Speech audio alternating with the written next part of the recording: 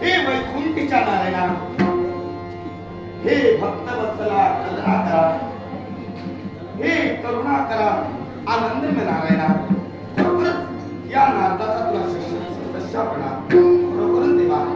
हे विश्व सुरळीत चालावा, सज्जनांचा उद्धार व्हावा, दुष्ट दांभिकांचा सर्वनाश व्हावा, यासाठी देवा या त्रैलोक्यात माझी भ्रमंती चालू आहे.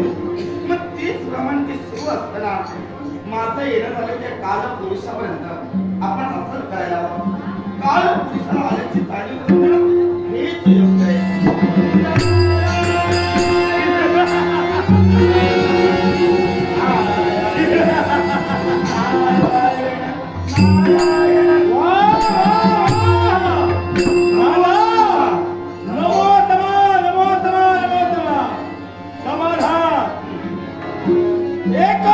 तुझी पावया काल पुरुषापर्यंत घडली.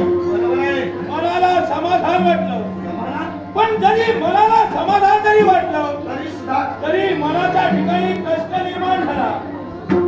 कारण सहजासहजी कुठेही तू जात नाही. बरोबर आहे.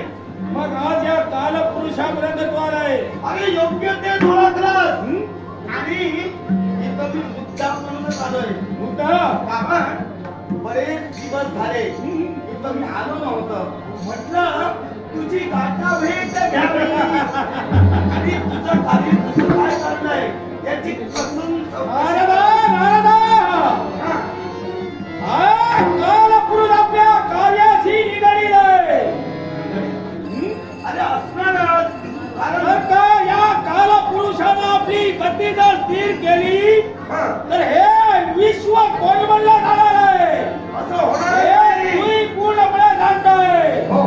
मीच नव्हे, प्रत्येक देवदेवता आपल्या कार्याशी निगडीत आहे.